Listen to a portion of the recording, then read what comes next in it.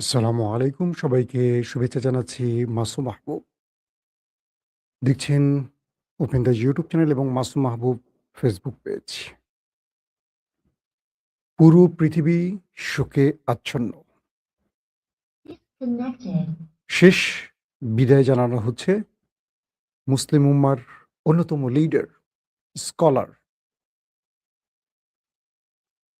৪০ বছর ধরে প্রায় একটি দেশকে আধুনিক সভ্যতা, জ্ঞান বিজ্ঞান এবং ইসলামের আলোকে রূপান্তরিত করা একজন মহাপুরুষ। Ayatollah Ali Khamenei.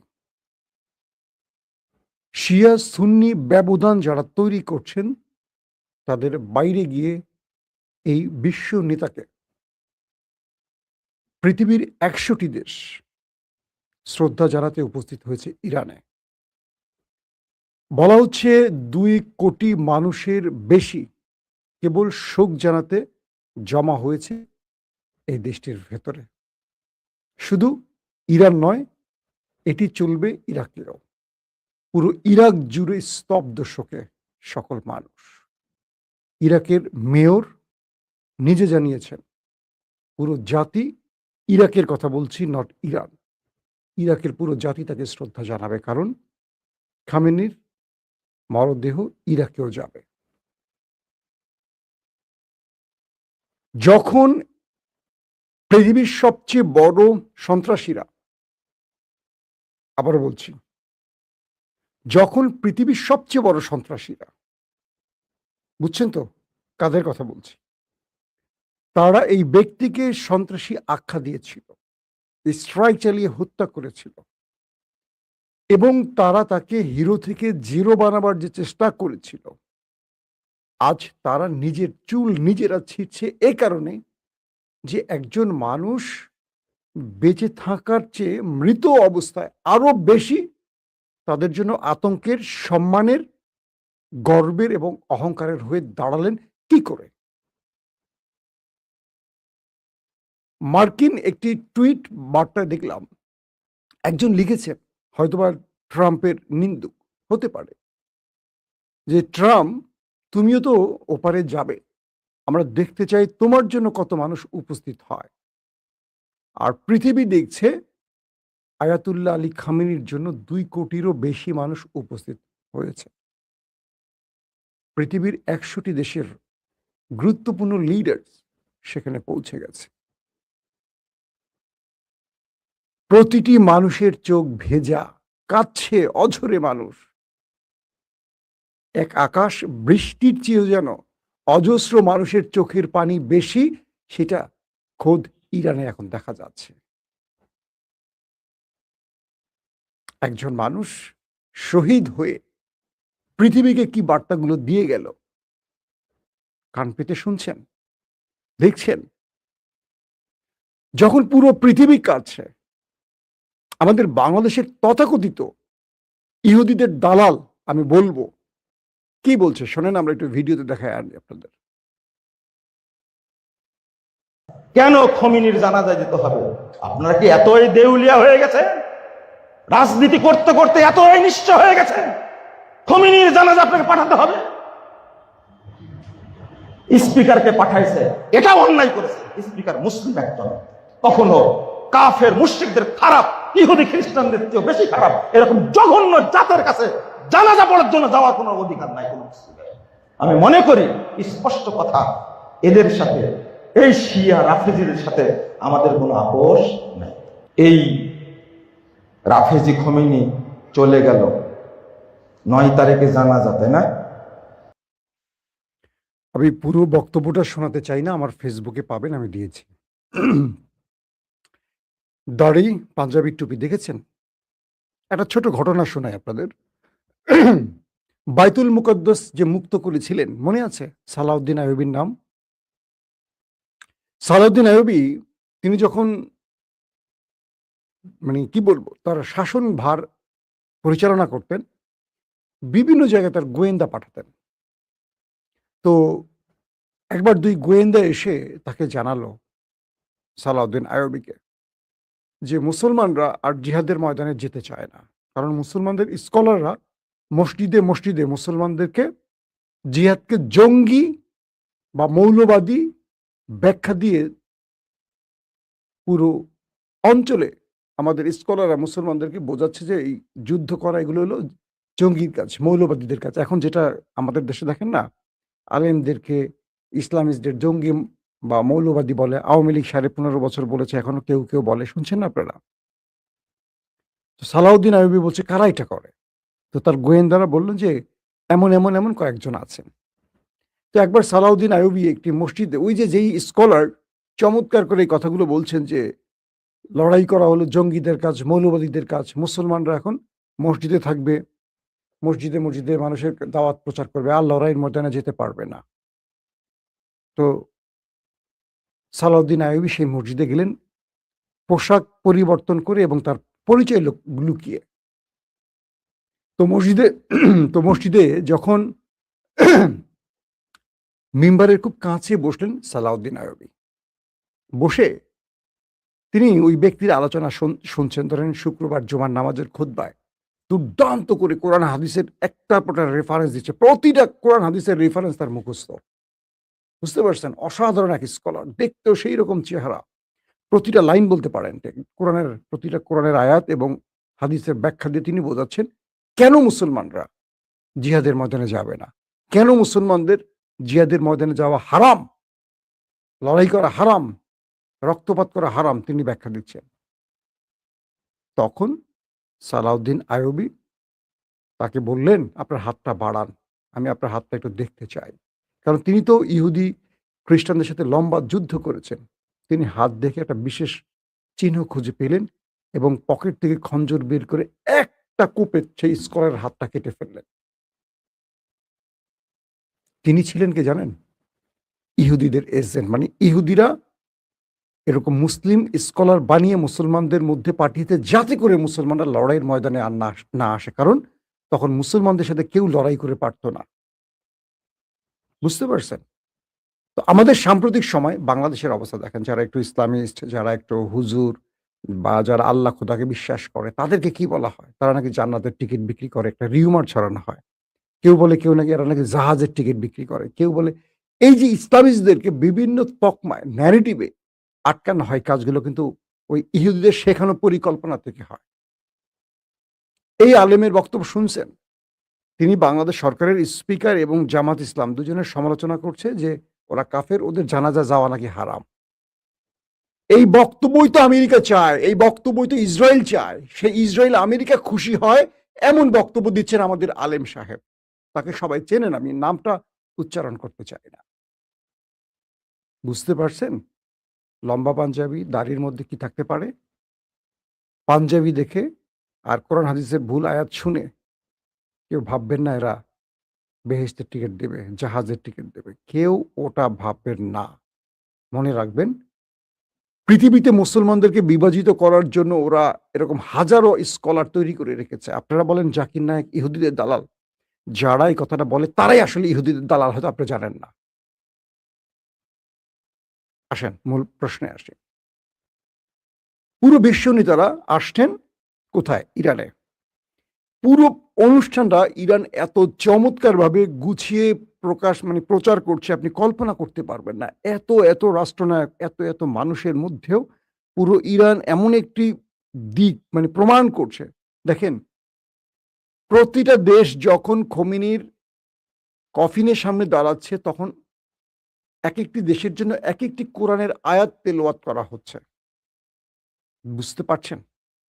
এক একটি দেশের জন্য এক একটি কোরআনের আয়াত তেলাওয়াত করা হচ্ছে। সেই কোরআনের তেলাওয়াতের মধ্যে মূল মেসেজ ইরান দিয়ে দিচ্ছে।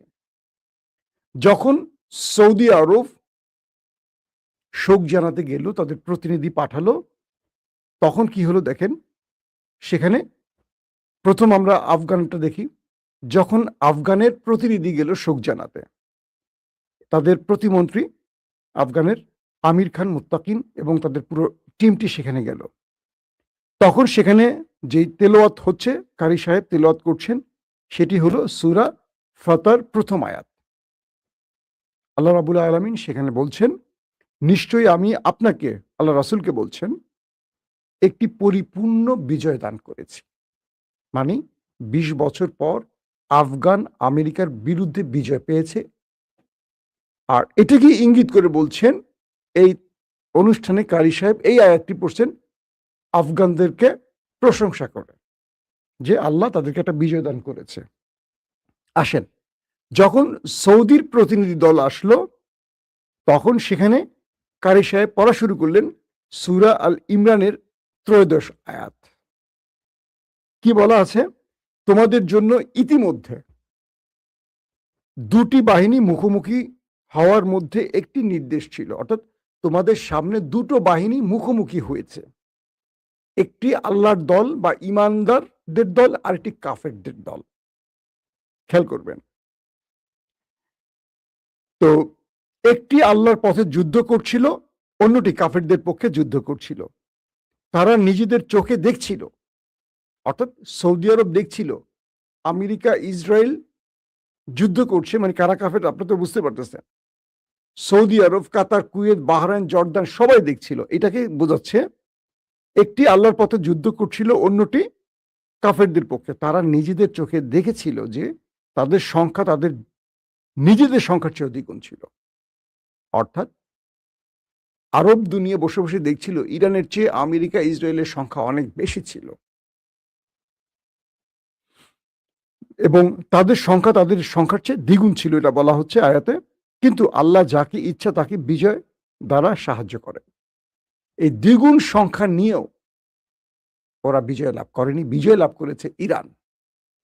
এবং তোমরা কাফেরদের পক্ষ অবলম্বন করছো, আল্লাহ বলছে, অর্থাৎ আরবরা পুরো কাফেরদের পক্ষে অবস্থান করছিল। এই আয়াত সৌদির হৃৎপিণ্ডে আঘাত করছে কিনা বলেন, আপনারা বলেন। এই আয়াত দিয়ে কি বুঝেছেন? এটা কি বানোয়াট কথা না আল্লাহর কোরআনের আয়াত? সৌদিরা কাদের পক্ষে ছিলেন দেখেন কি মেসেজ ইরান দিচ্ছে। আসেন আপনাদেরকে আরেকটি দেখে, বাংলাদেশের বিরোধী দল মানে জামায়াত ইসলামী যখন গেছে সেখানে সেখানে কারি সাহেব কোন আয়াতটি পড়লেন? সেখানে বললেন, আর যারা আল্লাহর পথে নিহত হয়েছে তাদেরকে কখনো মৃত মনে করো না, বরং তারা তাদের রবের কাছে জীবিত এবং জীবিকা লাভ করে। অর্থাৎ যারা শাহাদাত বরণ করে তাদেরকে মৃত বলা নিষেধ করেছেন আল্লাহ। তারা আল্লাহর কাছে জীবিকা পেয়ে থাকে, তারা মৃত নয়। দুটো জিনিস খেয়াল করেন, জামাতের শীর্ষ নেতাদের ফাঁসি দেওয়া হয়েছে না? তারা তো শাহাদাত বরণ করেছে, ধারণা করা যায়, কারণ তারা ইসলামের জন্য লড়াই করেছে। আবার খেয়াল করেন, সাম্প্রতিক সময় বাংলাদেশে ১৪০০ থেকে ২০০০ ফ্যাসি বিরোধী আন্দোলনের আমাদের ভাইয়েরা প্রাণ হারিয়েছে। অর্থাৎ আওয়ামী লীগকে সরিয়েছে যে যুবকরা শাহাদাত বরণ করেছে একটি নতুন বাংলাদেশের রূপ দিতে, আমাদের জুলাই যোদ্ধারা। এই আয়াতটি কি তাদের সাথে মিলছে না? প্রতিটি দেশের জন্য ইরান এত সুন্দর সুন্দর আয়াতগুলো রেডি করে রেখেছে। কোনো কিছুতে মার দেয়া লাগে না, একটা অ্যাটম বোমা মারা লাগে না, একদম কোরআনের আয়াত দিয়ে দুর্দান্তভাবে মেসেজ দিয়ে দিয়েছে, শিক্ষা দিয়ে দিয়েছে। ইরান আর আমেরিকার একটা দ্বৈরথ। আমার আজকের প্রথম লাইভে আমি আপনাদের বলেছি, বিকেল 6:30 লাইভে বলেছি, আমেরিকার পররাষ্ট্রমন্ত্রী মার্ক রুবিও প্রতিটি দেশকে বলে দিয়েছে কেউ যেন ইরানের এই প্রোগ্রামে না আসে। এটা ইরানের গণমাধ্যম থেকে নেওয়া তথ্য। বলে দেওয়া হয়েছে কেউ যেন ইরানের এই শোক যাত্রায় না আসে, আমেরিকা বলে দিয়েছে। ইতিমধ্যে ইরানের গণমাধ্যম বলছে ১০০টি দেশ থেকে প্রতিনিধি আসছে। তার মানে আমেরিকা হোঁচট খেয়ে গেছে। আমেরিকা তার পশ্চিমা দুনিয়া বা তার যে পরাশক্তির তকমা থেকে ছিটকে পড়েছে। ইরানের পাশে সবাই এসে দাঁড়িয়েছে। কেন? এই যুদ্ধে ইরান ছিল বিজেতা, আমেরিকা ইসরায়েল ছিল পরাজিত। নাম্বার 1। নাম্বার 2, এই ১০০টি দেশকে এনে ইরান প্রত্যেকটা রাষ্ট্র বিভাগের সাথে, রাষ্ট্র প্রতিনিধিদের সাথে ব্যাক চ্যানেলে কথা বলতেছে। ইরানের নেতৃত্বগুলো, ইরানের সামরিক বাহিনী, ইন্টেলিজেন্স, স্কলার, মানে ইরান কয়েকটা টিম ভাগ করেছে। যেমন আমাদের স্পিকার, বাংলাদেশ পার্লামেন্টের স্পিকার হাফিজউদ্দিন আহমেদকে কথা বলছেন কে?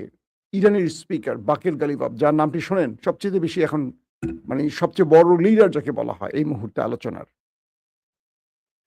তো সৌদি বলেন, কাতার বলেন, কুয়েত বলেন, আপনি পৃথিবীর যে দেশ থেকে যারাই আসছে প্রত্যেকটা দেশের সাথে ইরানের ডেলিগেটরা পার্সোনালি বসে কথা বলছে, তাদেরকে বিশেষ মেসেজ দিচ্ছে ইরান। এটা শুধু শোকযাত্রা না, ইরান পৃথিবীতে নতুন মুসলিম রাজ প্রতিষ্ঠার জন্য একটা প্ল্যান নিয়ে নেমে গেছে। সাম্প্রতিক সময় ইরান বারবার বলছে যে আমরা একটা মুসলিম সামরিক জোট করব ন্যাটোর আদলে। এবার সবগুলো দেশকে ইরান সেই বার্তা দিচ্ছে। এক খামেনিকে ইরান পৌঁছে দিচ্ছে পৃথিবীর শ্রেষ্ঠ একটি আসনে। এই পৃথিবীর মানব রচিত পৃথিবীতে, মানব মানে আল্লাহর সৃষ্টি পৃথিবীতে কোনো মানুষ মানে জানা যায় এত মানুষ আসেনি যেটা খামেনির রেকর্ড করেছে। এর আগে রুহুল্লাহ খামেনির ক্ষেত্রে 1 কোটি মানুষ এসেছিল 1989 6 জুন, মনে আছে আপনাদের। 11,000 মানুষ আহত হয়েছিল চাপে পড়ে, 8 জন মারাই গেছে। পরে শোক অনুষ্ঠান একদিনের জন্য পেছাতে হয়েছে। এবার 2 কোটি ছাড়িয়ে যাওয়ার সম্ভাবনা আছে। তো ইরান পৃথিবীকে নতুন বার্তা দিচ্ছে এবং এই অনুষ্ঠানে যারা আমেরিকার পক্ষ নিয়েছে এই যুদ্ধে তাদেরকে কোনো দাওয়াত দেয়নি ইরান, বাকিদের দাওয়াত দিয়েছে এবং প্রত্যেককে বলছে একটা নতুন ওয়ার্ল্ড অর্ডার ইরান দেখতে চায়, যেখানে আমেরিকা ইসরায়েলের আর কোনো খানা থাকবে না। পুরো মুসলিম বিশ্বকে ইরান যে সারপ্রাইজ দিচ্ছে সেটা হলো কিভাবে ঘুরে দাঁড়াতে হয়, কিভাবে পরাশক্তিকে হারিয়ে মানুষের হৃদয়ে পৌঁছে যেতে হয়। যারা এতদিন ভয় পেত তাদেরকে বলছে ভয় নয়, ভয়কে সাহস দিয়ে জয় করতে হয়। তুরস্ককে বার্তা দিচ্ছে, আমেরিকাকে কি বলে সৌদি আরবকে বার্তা দিচ্ছে, মিশরকে বার্তা দিচ্ছে, পাকিস্তানকে বার্তা দিচ্ছে যে তোমরা ওদের ভয় রেজিম চেঞ্জ ঘটাও, তোমরা ওদের ভয় খালেদা জিয়াকে ক্ষমতা থেকে সরিয়ে দাও, 111 নিয়ে আসো, তোমরা ওদের ভয় ইমরান খানকে সরিয়ে ওই শাহবাজকে বসায় দাও, তোমরা ওদের ভয় মোহাম্মদ মুরসিকে সরিয়ে আব্দুল ফাত্তাকে বসিয়ে দাও। না, ওদের ভয় কিচ্ছু করা যাবে না। তুমি ভয় পেলে ওরা তোমার উপর চেপে বসবে, তোমার উপর দখলদারিত্ব চালাবে। ইরান এই মেসেজটি পুরো পৃথিবীকে দিয়ে দিয়েছে। পুরো পৃথিবীকে নিয়ে ইরান নতুন এক বিশ্ব ব্যবস্থা গড়তে চাইছে। এই অনুষ্ঠানটি সেই অনুষ্ঠানের একটা কি বলবো প্ল্যাটফর্ম হয়ে গেছে। শুধু শোক নয়, ব্যাক চ্যানেলে ইরান পৃথিবীর প্রতিটি দেশকে বার্তা পৌঁছে দিচ্ছে। পশ্চিমারা হতাশ হয়ে পড়েছে। আমেরিকা ইসরায়েল কল্পনা করেনি একজন মানুষকে জিরো বানাতে গিয়ে হিরো বানিয়ে ফেলবে। ইরানের রেজিম চেঞ্জ বাদ দেন, পুরো পৃথিবীতে আলী খামেনি কোন উচ্চতায় পৌঁছে গেছে যেখানে ট্রাম্পের 100 বার জন্ম হলো ট্রাম্প সেখানে যেতে পারবে না। নেতানিয়াহুর তো প্রশ্নই আসে না। পুরো ইরান জুড়ে নিরাপত্তা তৈরি করা হয়েছে। ইরানের নতুন নৌবাহিনী প্রধান ঘোষণা করা হয়েছে। পুরো ইরানের মধ্যে মানুষের এই শোক কান্না, তার মধ্যে নতুন করে লাল পতাকা উড্ডয়ন করা হয়েছে। কি ইরান ঘোষণা দিয়েছে এই রক্তের প্রতিটি ফোঁটার বদলা আমরা নেব। এই কোটি মানুষের সামনে ইরান ওয়াদা দিয়েছে আয়াতুল্লাহ আলী খামেনির যে রক্ত ঝরেছে তার প্রতিটি রক্তের ফোঁটার বদলা তারা নেবে। অর্থাৎ নতুন যুদ্ধের ঘোষণা চলে এসেছে ইরানের পক্ষ থেকে। ইরান বলছে আমরা কাউকে ছাড় দেব না। এবং লাল পতাকা হলো রেড সিগন্যাল, বুঝতে তো পারছেন এর মাধ্যমে ইরান কি বার্তা দিচ্ছে পৃথিবীকে।